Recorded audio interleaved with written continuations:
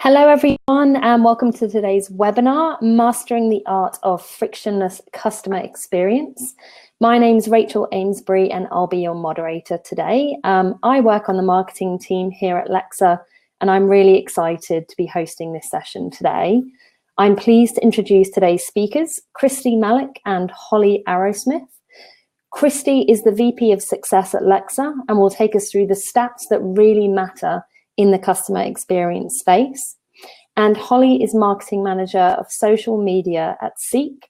And today she's going to share just how to level up your customer care experience.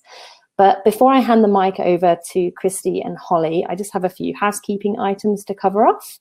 So first of all, today's webinar will be available on demand and will be emailed to you as soon as the live session wraps up. And next, we'd absolutely love to hear from presentation. So if you have any questions for our speakers, please feel free to pop it into the questions tab, which is to the right of the webinar screen. And we'll be answering the questions after Holly wraps up her segment. And if we don't get to your question during today's webinar, we will definitely be following up with you afterwards. For those just joining us, welcome to Mastering the Art of Frictionless Customer Experience with Seek. Without further ado, I'd like to kick things off by welcoming our first speaker, Lexer's VP of Success, Kristy Malik. Kristy, over to you. Thanks, Rachel. Hi, everybody. Glad you could make it today. Before I go into the presentation, one thing that we did in the lead up to our Lexicon series of talks was to send out a survey asking our customer care and service representatives to help us understand a little bit more about how they're navigating the landscape today. What they told us was that their number one priority was to really do a better job of benchmarking digital customer care channels against traditional care channels. And we'll cover off a couple of elements related to that today. In terms of their perceived experience of how well they're doing in the customer care space, most of our companies responding advised us that they were probably offering a mixed experience across omnichannel, and that was something that they were looking to improve over the next sort of 12 to 24 months. And the primary method of measuring that customer care experience was really either through NPS or customer satisfaction. There is a poll that we have posted in the channel as well, so feel free. We've asked you the same question. Be great to get your responses on sort of how you measure your customer experience today. A little bit of an intro into me. So my first customer service experience began at the age of 15 when I worked in a local supermarket down here in Melbourne. And when I looked back on that experience, I realised that there were three things that were important to the customer at the time. Those were speed of service, personalisation and quality. Speed of service was really around making sure that I acknowledged my customers and served them quickly. The second around personalisation, I remembered some of the special preferences of my customers who I served. And the third was around quality, making sure that I did things like packing their bags really well so that it would always return to me. And when I sort of reflect back on that experience, there's certainly the reason why I mentioned that experience is because what held true back then certainly holds true today with regards to the best performing service companies. They're using technology to help speed up that sort of first time to response. They are using their first party data to personalise elements of the customer experience. And they're investing in employee training to help them upskill employees when it comes to making sure that they're answering the more complex customer queries well. And it's through the use of technology that's making these customer experiences more seamless, but also helping customers to deliver them at scale. So customer service or customer care, as many companies are calling it today, is always or has traditionally been seen as a cost of doing business. But McKinsey reports that customers are 30 to 50% more likely to renew, recommend, or buy more products from a company that delivers them good service. But the cost impact of a bad customer experience sits at around $75 billion globally. And whilst that number can vary from source to source, we can all acknowledge that it is much more expensive to acquire new customers than it is to keep existing ones. And all too often we're led to believe that at every single customer experience touch point, we need to really delight or over-service our customers when they come into contact with us. But in fact, the authors of the Effortless Experience provided some information that basically said customers who graded their customer service experience as meeting expectations provided the same economic value as those customers who graded their service experience as exceeding expectations. And in fact, 67% of people would re-engage with a brand who made their customer service experience easy or frictionless. So what does easy actually really mean? Well, in fact, we're actually quite a simple group of people to please, if you like, from a customer care experience. An eMarketer in April this year provided some research that tells us that the most important factor for customers is that they're able to solve their customer query in a single interaction, and that second, it happens in a timely manner and in the channel that they started that customer query in. And certainly that what makes it a good customer service experience is that there's elements of personalisation that happen throughout that particular touch point, and that the company has an understanding of some of the history that a customer has had on record with that particular company. And interestingly, when it comes to the channel of choice, what we're finding is that especially when it comes to responding to or needing answers to more urgent questions, customers are turning to the phone, but not picking up the phone to make a phone call. They're picking up the phone to visit a website or go to an app to find answers to questions quickly that they have, to avoid actually having to speak to anybody from a company. And also, interestingly, that's happening across all life stages. So about 46% of 45 to 54-year-olds would prefer to use a digital channel to get their service query answered. And Lexer did their own study into what customers are looking for with regards to a good customer service experience. And we ran some text analytics over some anonymous and aggregated NPS customer feedback forms. And what we found was that promoters, so promoters who provided a score of 9 or 10 out of 10, in about a third of the cases used the words quick and response. And that was in relation to, obviously, speed of service or speed of first response, if you like. It didn't necessarily mean that the customer query had to be answered within a specified period of time. It was just that first initial response was quick. On the other hand, from a detractor's perspective, so customers who provided a score of 1 or 2 against their service experience, in about 40% of cases used the word not. And the word not was used in the context of not being able to have their query served in the channel that they started it in. The customer service agent not having the right type of information from previous service engagements. And so these types of things are really frustrating for customers, but all in all are quite simple for us to ideally manage. So if you think about the fact that we are actually quite simple in our expectations of what a good customer care experience is, but a couple of examples of companies globally who are doing well in this space. And the first is for Trainline. And Trainline is a booking engine for about 140 different train and bus services in Europe.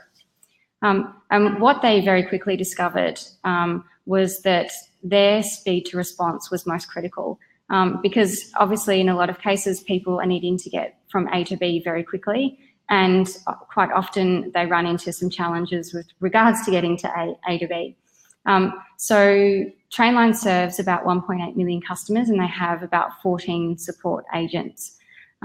They run a Slack channel so that any sort of important customer queries that come through that are within their control. So for example, any sort of issues with the product or the app, the team, including support and developers, have access to that Slack channel. So they're able to quickly collaborate together to go back to customers with responses.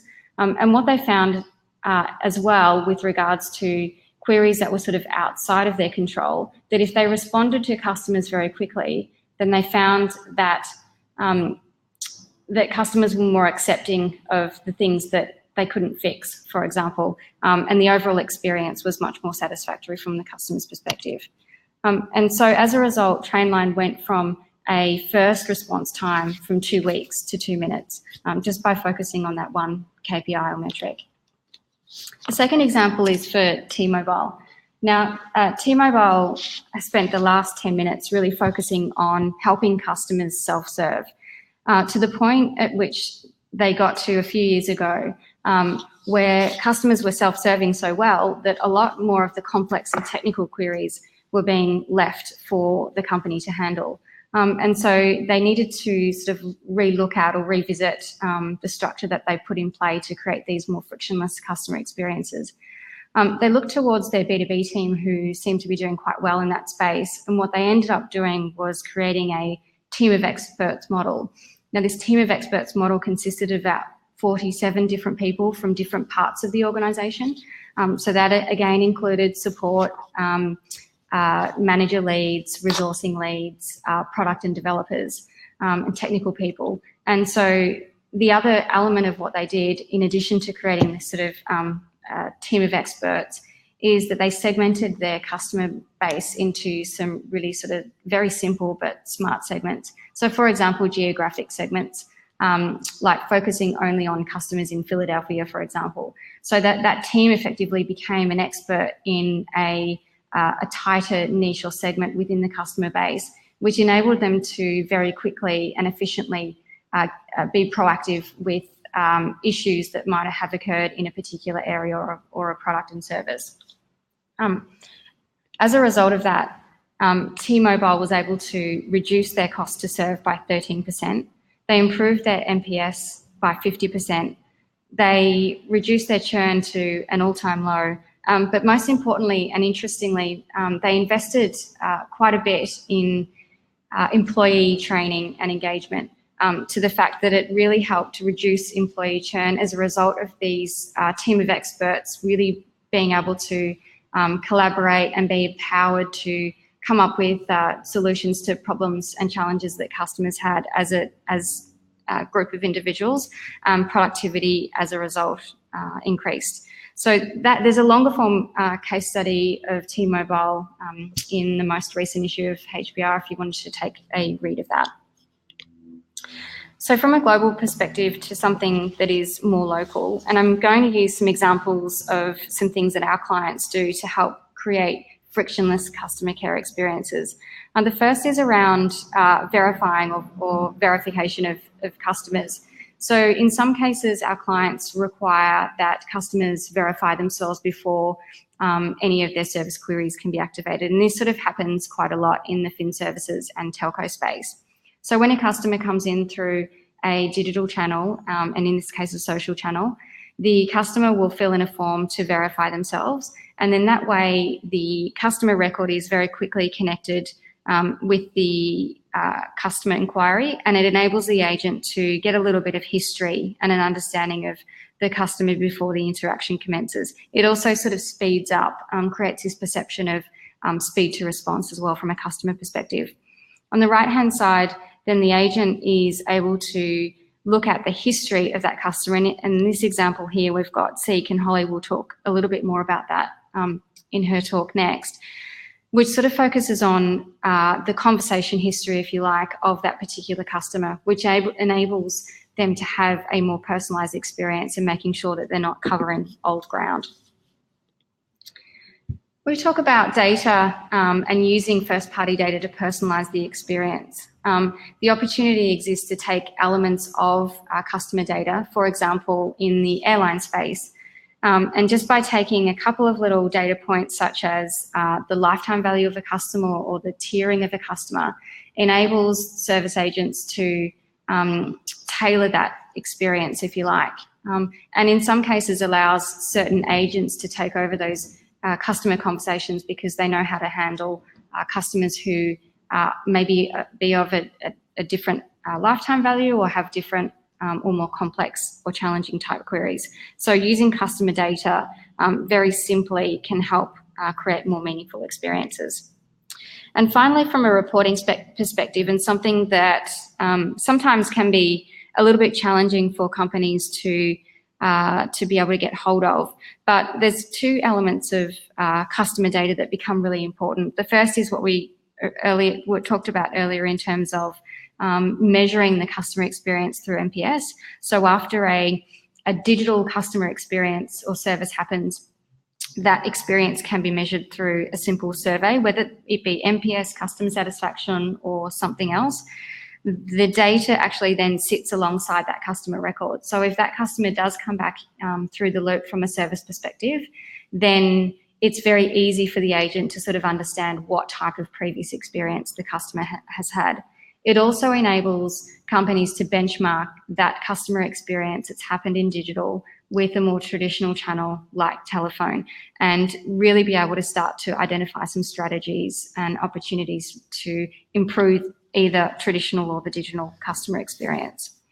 And on the right-hand side, some very clear reporting metrics for customer care managers, if you like, so that they can start to see the types of conversations that service agents are having with customers, being able to classify those conversations into more relevant buckets, whether that be a particular product or a campaign, and it gives the both the agent and the manager more visibility in terms of where additional training and education might be required, and to help them along with their KPIs too. So those are a few sort of examples on how our customers are dealing with and creating frictionless customer experiences. But ultimately, it really comes back to keeping it simple. So customers really care about having a fast, relevant, and efficient response. And those things can either be done through an adjustment in internal processes or operations, but can really be enabled and scaled up through the likes of technology.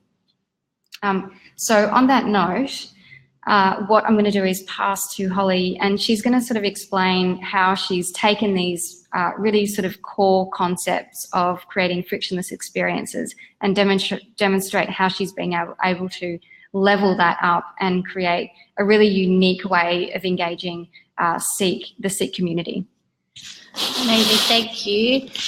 Before I get into this, I just want to apologise. I'm a bit sick, so if my voice breaks or I end up coughing halfway through, apologies in advance. So I'll kick right off. So just a little bit about me. I've been at Seek for about 6 years, but prior to Seek, I worked in agency land and had the pleasure of working on some really great clients. And I think all in all, I've been in social for around 9 years, which is a pretty long time, considering some research that we recently did, at Seek, said that social media roles didn't exist even 10 years ago. Circling back to Seek, so for those of you who don't know who we are an employment agency operating in 18 different countries globally, and we specialise in connecting candidates, or job seekers as they're more commonly known, with hirers or employers. And we place 8 times more people in roles than our nearest competitor, which I think is a pretty awesome stat, considering Seek was started by 3 Melbourne boys 21 years ago, and one of which is still at our helm today, our CEO, Andrew Bassett. So while we're kind of global, I think from here on in, I'll be talking about community management in Australia and New Zealand specifically. Before I get into our approach to community management, I wanted to touch on our remit and structure at Seek, because it does help inform some of the ways that we operate a little bit later on. So we act as a full service in-house agency. or in-house social team, I should say. So that means we're doing everything from all of our strategy, all of our organic content to ideation, execution, media buying, which is looking at everything from kind of audience segmentation, which is quite difficult because we get about 40 million visits a month, and then all of our copy, creative and buying, community management, obviously that's what we're here to talk about today, but we do have support for after hours community management from an agency called Preface that we've been working with for a little while now, and then all analytics and insights. And that's across 9 different brands, 19 profiles, and the 2 markets being AU and NZ. So we don't just manage employment, we also manage a lot of our other sub-brands as well. And we service this by 5 team members. And the way that we are able to do so much with such a lean team is by looking at segment leads. And I'll go into the way that we kind of use the insights per team and feed that back and how we make it work a little bit later on. And then, as I mentioned, we've got the after hours support by our team at Preface. So the journey so far. So I mentioned I started at Seek 6 years ago. Prior to my role, there was no one that worked in social media. It was about 1% of our brand managers' job. And I think the strategy at the time was literally just to kind of post cat memes on a Friday afternoon. So there was no real clear thinking around what we wanted to use social for, and more so what we wanted to use community for. So coming in, what I kind of looked at was we didn't have any platform to engage with candidates. As I mentioned, 40 million visits a month. We weren't talking to these kind of people that were coming to our site, even from a traditional call center point of view.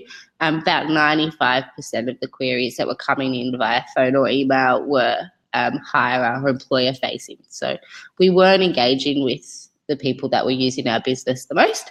So what we looked to community management for at the time was really as that 2-way communication and fostering that engagement. And then since then, we've kind of matured along and we've redefined or rather evolved what it means, what community management means for us. And now we're in this position where we absolutely do provide the more transactional type support. So things like, I forgot my password, can you help me? Or is this job legal? Or I can't upload my resume, can you do it for me? We absolutely do that. But now we're into a position where a main focus for us is really on that extra level of care that I'll talk through right now. But despite the kind of shifts over time, our purpose has remained the same. So our brand purpose is we help people live more fulfilling and productive working lives and help organisations succeed, which I've translated into our social media purpose, which is build emotional connections with candidates and hirers through personalised, helpful and insightful comms. And that is on kind of both sides of the market. So that's through content, that's through our ads, and that's through community management as well.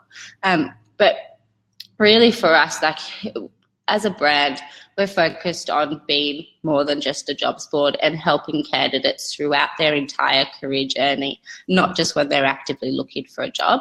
So the role that community management plays for us in achieving that is really quite powerful.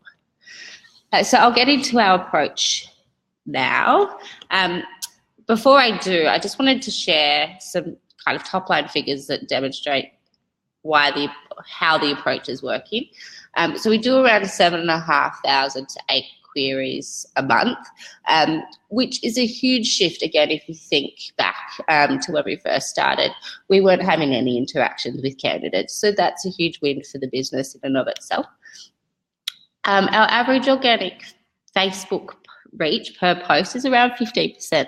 And the reason that that's interesting is because I think industry benchmarks around 1 to 2.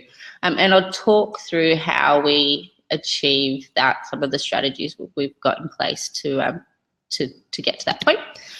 And then this last one, 18%. So FFC is future first choice, and that's something that our business is focused on. So of that, which future first choice is when next looking for my next job, I am most likely to come to Seek first. What we're seeing is those that have engaged with us on social media are 18% more likely to state future first choice than those that have engaged but are aware of Seek, which is a massive shift for a brand when that is a business metric, not just a brand metric. So that's something we're really happy to kind of hang our hat on.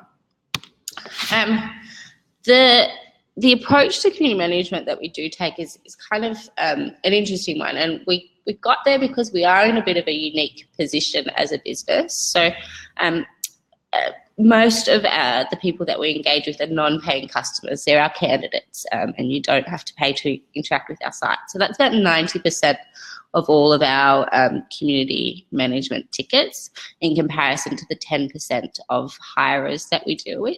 We are starting to see this shift and deal with more hirers, but for the most part to date, it's been mainly candidates. Because we're dealing consistently and constantly with non-paying customers, the role of community management for Seek isn't to increase revenue or quickly resolve customer issues.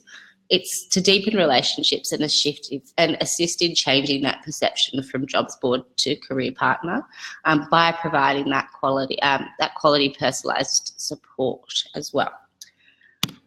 So the way that we focus on deepening relationships is through, we've got 5 kind of strategic principles of community management that we work to. So connect on an emotional level, encourage conversations, empower brand champions and advocates, stay relevant and flexible, and lastly, cultivate our communities. I'm going to go through each of these in more detail now. So connect on an emotional level. At Seek, we are made up of head and heart. They're our brand traits. Head are our more rational brand traits. That's things like leadership, trust, clarity, and innovation. And I don't like to box things, but if I was to put something in a box, that would be more of our higher facing brand traits. Hearts are our emotional brand traits. So inspiring, supportive, clever, don't take ourselves too seriously. Inspiring for me is an interesting one because we want to be inspiring, but we don't want to be Pollyanna. Finding a job is bloody tough. We know that it's not, people aren't coming to us when they're necessarily having a great time in life. So we want to be inspiring, but never kind of portray that everything's amazing and hunky-dory and being upbeat all the time. Supportive, but not over-promising. We can't ever tell or promise someone we're going to get them a job. It's just not the way the site works. Clever, but not arrogant. And I think that's an interesting one, particularly for market-leading brands. How can you portray that you're being clever without being smug? And then my personal favourite is don't take ourselves too seriously. And again, I think this comes back to what I mentioned before. Finding a job is tough. If we can kind of bring lightheartedness and humour into it to make that the situation a little bit easier for candidates or hirers, then that's a good thing. So while I've kind of segmented these out as hirer and candidate, it's really about finding the sweet spot in between them. So we want to make sure we are one brand. So we want to make sure every communication that we're doing has at least one element from each side in it. So we've got our brand traits as enablers, so are our brand guidelines, and that's not a typo. I meant to say brand guidelines, and that's because they're actually, when I was thinking about how we could bring the Seek brand to life, and remember that Seek's not just a website, but it's a website, right? It can be quite hard to connect with such a transactional site, particularly on social media. So when I was thinking about how we could bring Seek to life and make it engaging, I thought about the attributes and qualities that the brand embodies and who that would look like in a person. if Seek was personified. And I landed on a Seeker, actually, a Seek employee called Brad. So Brad then kind of became our Brad guidelines. I'm not going to read through this, but one of the main things that I want to call out is that line in there: I have all types of friends and get along with most people. For me, what's great about this kind of personification of the brand, what you get with brand personality traits is there's no grey in them. When you put a personification together, you can start to show the grey. So I get along with most people. That means we're not or don't need to be everything for everybody. And when my team are working on community management, they know that they have that kind of flex to figure out how they approach situations and whether or not we need to engage or not. So it's this kind of culmination of the brand traits and Brad coming together that allow us to connect on that emotional level with our candidates and hirers. Here's an example, just a dummy example that we'll go through. We've got our friend Jill Jones here. And this is a very kind of real question that we'd get asked. Hey, Seek, I have an interview coming up. Any advice on how to ace it? So there's two different scenarios that the team would go through when responding. The first scenario is if we've had no previous interaction with the candidate. So what they're doing, first of all, is understanding, getting beneath this question is fine, and there's ways that we could go back, but we want to go above and beyond to actually connect on that emotional level and for Jill to feel like we're a trusted partner and advisor for her. So the team will go back and ask what kind of job she's going for and where. Like, is it a waitress job, a marketing job? Is it an IT job? Because all of those will warrant a different response. What types of interviews? At face-to-face, phone, group interview, Skype, as well as reading between the lines. It's a little bit difficult to read between the lines in this example because it's pretty straightforward. But we get other instances where the team will have to try and figure out exactly what the candidate or hire is asking. The next is actions. So based on all of the responses that we get from Jill, and this can take a few back and forths, they'll then go in and search for the specific content relevant to that industry or the appropriate types of the appropriate content for the different interview types, as well as provide advice on things that she hasn't asked for but we know would be useful in interview situations. So these are common interview questions that get asked in your industry, and here's some tips on how to answer those. And then last thing that they're doing is personalising through personalities. So they're utilising the brand traits and Brad guidelines to really humanise our brand and make it relatable. They're going above and beyond, but I think the main thing here is that we don't have macros or templated responses. The team are...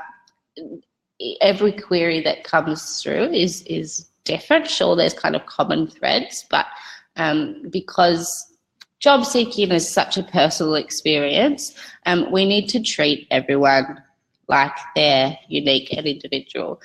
So we have no macros or templated responses to speak of. The second scenario is if we had previous engagement with the candidate. And this is where the team really rely on history that Kristy mentioned before, to go back through and have a look at the previous conversations we've had with Jill to get an understanding. Do we already know what types of jobs she's going for in what industry? Do we know why she left her previous job? What kind of information do we have on her that we can pull into this conversation? Not in a creepy way, but that we can pull in as well. Another great thing that we have is sticky notes that we can append to each user. So do we have her login details to Seek so we can jump in and have a look at what types of jobs she's applied for? But those kind of follow the user around as well. And then the guys will kind of go ask for any additional information they need and then go through the same steps as well as in scenario one. Scenario two's obviously a lot quicker because we've got all of that history to rely on. But it's also important for the team to be very tactful with how they bring that information into the conversation so that it doesn't feel big brothery. So here's a real life example of how that happens. I'm not expecting you to read everything on the page, but to give you some insight. So Liz came to us because she had started a new job that she wasn't loving. She'd been there for 6 weeks and she wanted to know the best way to resign. So on the right-hand side there, that first paragraph is where one of my team members used history. He'd seen that we had 11 different conversations with Liz. That's not 11 different interactions, 11 different full conversations. And what we'd learned along the way throughout those conversations was that the reason Liz wasn't enjoying her new role was because she wasn't getting along with the manager, and the role wasn't kind of what she'd been described when she first started. So you can see in that first paragraph that you can see how they've brought in history into the conversation without it being overly creepy, but really helped Liz feel like we understood, remembered, and were there to support. The second paragraph is where he's gone into action. So provided that support and content that she's after. The content is linking back to our site, which is a win for us. It's a visit, yay. But I think what's the nicer part here for me is that final piece of action where they've gone above and beyond to ask, can we help run some searches for you to ask to find your next role? Like, what's the next step we can do to ensure we're supporting you throughout your entire career journey? And what this kind of interaction resulted in was a really nice experience for Liz. She came back with another very wordy response, that she gave us a lot more personal information, which we can use in more upcoming conversations with her. And for me, it's fascinating just by going that extra mile, the amount that people are willing to open up to you and give an insight into their life, despite the fact that you are a brand on social media. From our point of view, what it did for us was, one, we got that extra information that we can use later on, but it enabled us to continue encouraging that conversation. So that last line there is perfect. We'd love to be kept up to date, Liz, so don't be a stranger. But just encouraging her to come back to us regardless of what she needs help with. We'll always be there to support her. Which is a nice segue into the kind of second principle, encouraging conversation. So for us, because we're in the relationship of deepening relationships, because we're in the business of deepening relationships, we're focused on quality and depth of conversations, not speed. So what I mean by that is I'd much prefer my team to have 17 interactions with one person than one interaction with 17 different people. What we're focused on is really looking for, are we going above and beyond to support? And actually, I should state, this is looking at non-transactional conversations, so like I've locked out of my account type conversations. Then we absolutely do want to resolve them quickly. But in instances like Liz before, it's really about encouraging that conversation and drawing insights out of them to make them feel more connected to us as a brand.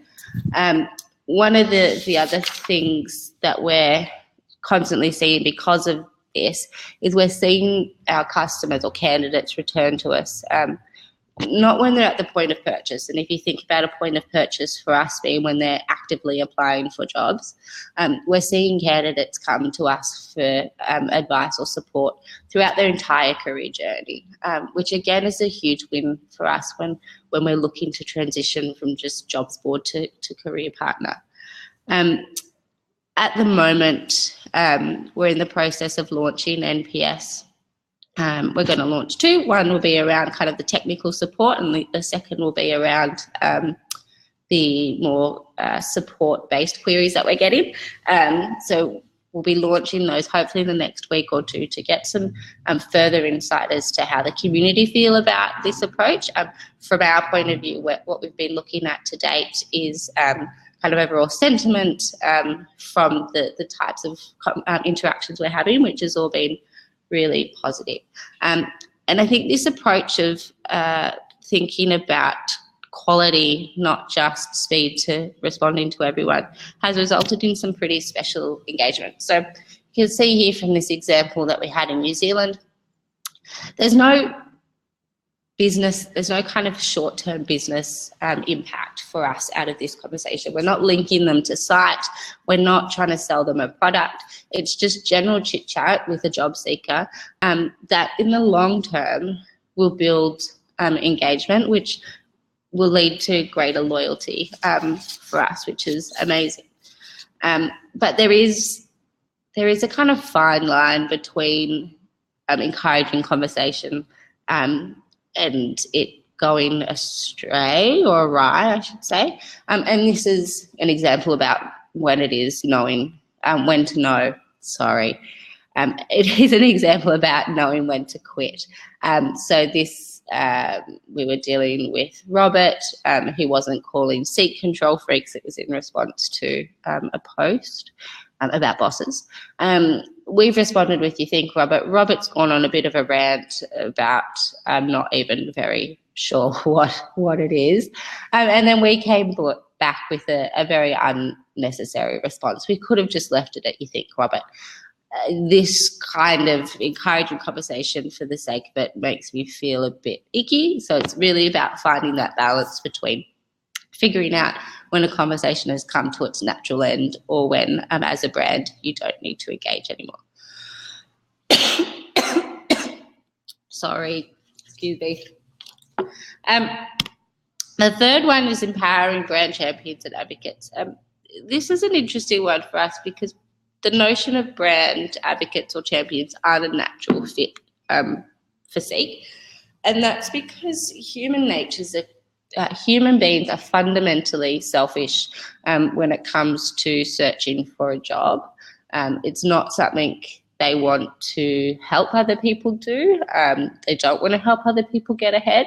And in fact, we did some recent research that showed that 62% of people don't even tell their partner or loved ones that they're currently looking for a new job, which is a huge number. And that kind of comes from this fear of failure, but also this fear of helping people get ahead. So because job seeking is this quite insular behaviour, we really had to rethink about what advocates mean to Seek and how they would fit into our brand. So we ended up reimagining that kind of term and how we would use them. And for us, brand champions and advocates became those that voice their positive interactions with our brand from a social media point of view, not necessarily that we help them get a job, but that they appreciated the effort that we were going to just support or engage with them.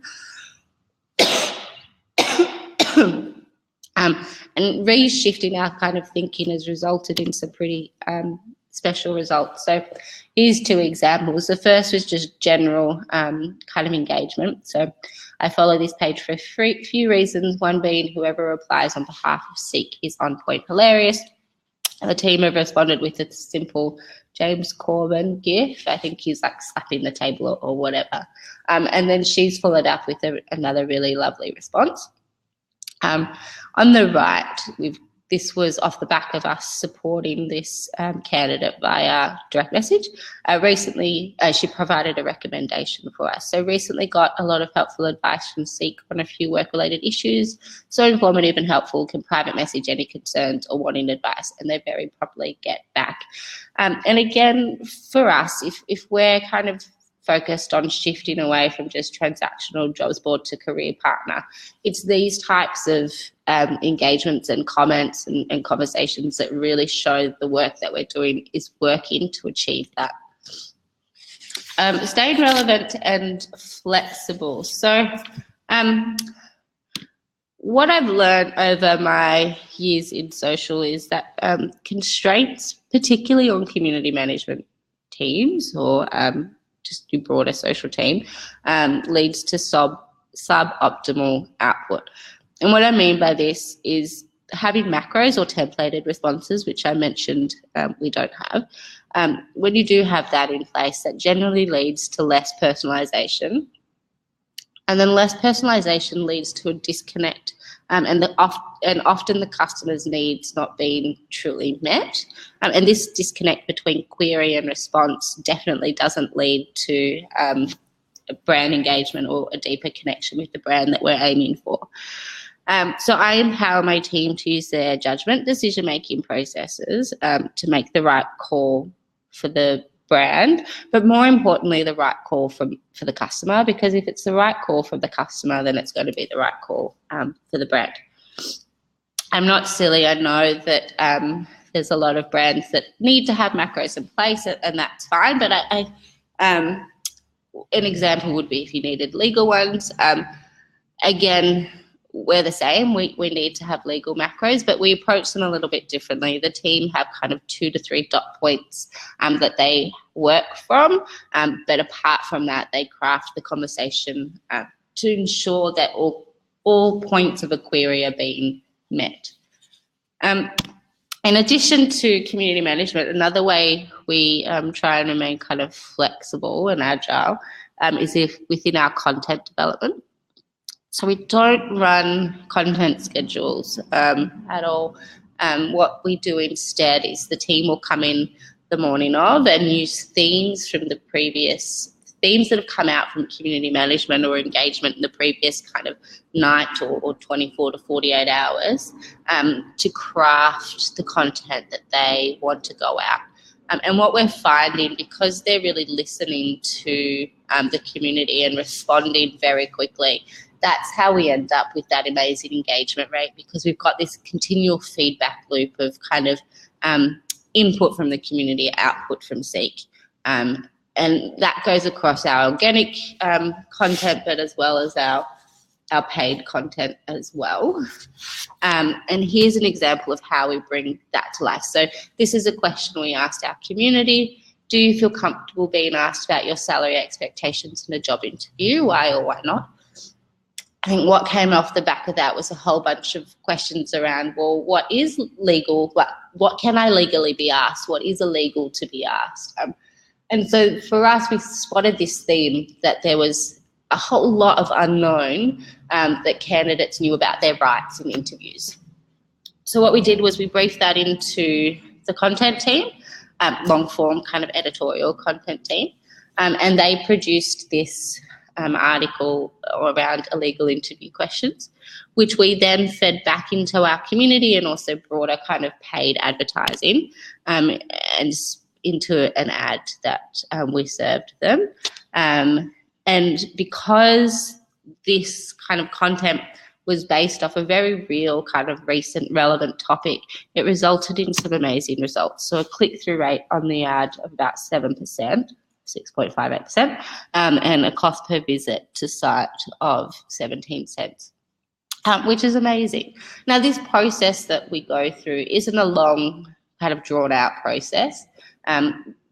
It's literally my team finding that theme, slacking the content team, then going away, creating the article, slacking us back the link, and us getting it into market.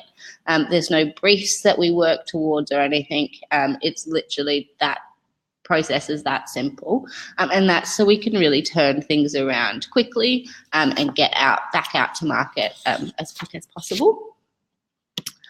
The last principle is cultivating our communities. So hoping that its position as number 5 doesn't indicate its importance, though. What I mean by cultivating our communities is that we focus on maintaining rather than growing. So again, what I mean by that is vanity metrics like total number of followers or fan growth isn't important. What we do focus on is ensuring that we're high touch with the community that we already have, and in the hopes that they'll stay connected and highly connected and engaged with us. Again, it comes back to that kind of deepening relationships and providing quality interactions rather than quantity. So of these 5 principles, we've underpinned them with some pretty simple guidelines. So structure is for emails. I hate to see responses, hi, blah, thanks for getting in touch with us. Our kind of premise is it should feel conversational, lucid, free-flowing. So we strip out the structure altogether and make it sound like you're talking to a mate. Write a text, not an essay, except when dealing with kind of support or service-based queries. But really we want to be short and sharp, but that shouldn't stop us from being informative. Use GIFs and images in your responses. Again, this is just about humanizing the brand, making it conversational, showing that we're not just a boring old website, but really bringing our brand to life and showing that we're, real people that have real senses of humor sitting behind the screen. Have fun, but not at the expense of someone's feelings. So I mentioned at the top that finding a job is freaking tough, and it's not something most people generally enjoy doing. So what we want to ensure that we're doing is bringing to life that don't take ourselves too seriously brand trait, but using restraint and really reading the situation to understand if someone's going to be receptive to that. Read between the lines. A lot of the time, candidates and hirers don't necessarily know what they're asking for or how we can actually support. So it's really about putting yourself in their shoes, preempting what their next question could be, and helping to solve the whole gamut that they could be asking for. Don't go making us look like a fool. So this is all about ensuring we're using history and sticky notes in Lexer to make sure we're not asking the same questions that we've already asked, really making sure that we're personalising all of our comms so that the candidate hirer knows that we care and that we're listening and remembering them, even if we're not. Holding statements a friend, not foe. This is more for our after-hours agency, but to Kristy's point earlier, a lot of the time people just want that first acknowledgement. It doesn't need to be resolved on the spot, but acknowledging and saying that it'll be worked on or sending through that form first is really important for kind of overall community sentiment, for them to feel like they're being heard and actioned. And then use your judgment. Because we don't use macros or templated responses or whatever, the biggest guideline that my team to work towards is judgment decision making, and really ensuring that they're doing what's best for the customer and what's best for the brand. So this kind of approach that we've taken has resulted in some pretty great results for us, and this is what we've used to be able to sell in our approach, which is not providing any real kind of tangible business outcome in the short term to our leaders. So of those that engage with us on social media, they're 25% more likely than those just aware of Seek to state that Seek provides advice, tips and training to help you with your career. 36% more likely to state that Seek is always here to support me throughout my career, and 18% more likely to state future first choice, which we spoke about at the top. And again, when our business is looking to shift that perception, having numbers like this from community management that is providing no kind of direct traffic to site, no direct sell, no direct kind of business value in the short term, you can see the impact that it's having for us in the long term, which is great. So from a takeout point of view, and I'm getting, well, I can imagine you're all sitting there thinking that's all very well and good for you, Holly, but we have to sell, we have kind of revenue targets to meet or whatever. I think that's fine, but the principles from what we've just gone through still remain the same. It's just how do you interpret them from your business. So if you want to move beyond kind of service interactions to fostering those longer, more deeper relationships with your customers, these are the things I would want to leave you with. So connect on an emotional level, put your customer first. What I mean by that is on social, we are encroaching into their own personal space. We need to kind of remember that and ensure that every interaction that we're having, every piece of content that we're putting out is serving the purpose for them, not our own. Encourage conversation. So don't shy away from chit chat. While it might be meaningless to your brand at the time, it goes a long way in building that loyalty over time. And we all know that loyalty leads to business impact. Empower brand champions and advocates. But maybe have a think and redefine what this means for your industry or your business or your category. Don't take a one-size-fits-all approach. Stay relevant and flexible. So listen to your community or your audiences and respond accordingly. I think a lot of time we can get stuck in needing to create content with brand messages that we miss the whole point of creating content for our customers. Cultivate communities. So don't think about short-term business goals or vanity metrics. Focus on the long-term game. As I said, we've been doing this for 6 years. It's not going to happen overnight, but if you take some baby steps, you can make a big impact. And then underpin with this with simple brand guidelines that makes your brand relatable and special. Every brand has a unique value prop and a different personality. So make sure you're dialing those things up in the channels that you're engaging with to really make your brand more relatable and human. Questions? That's me. Thank you so much, Kristy and Holly. I think we can agree that there were some really great actionable takeouts that can be applied to anyone's customer experience strategy. Unfortunately, we are completely out of time, so we don't actually have any time to answer questions. For anyone who did send a question through, we will get those to Holly and to Kristy and have them answer them individually and personally to you. But thank you so much for attending our webinar. Please keep an eye on our social channels, Twitter at Camp Lexer, and of course our LinkedIn for upcoming webinars. And we hope to see you again. Thank you so much and good afternoon. Thanks, everyone. Thank you. Bye.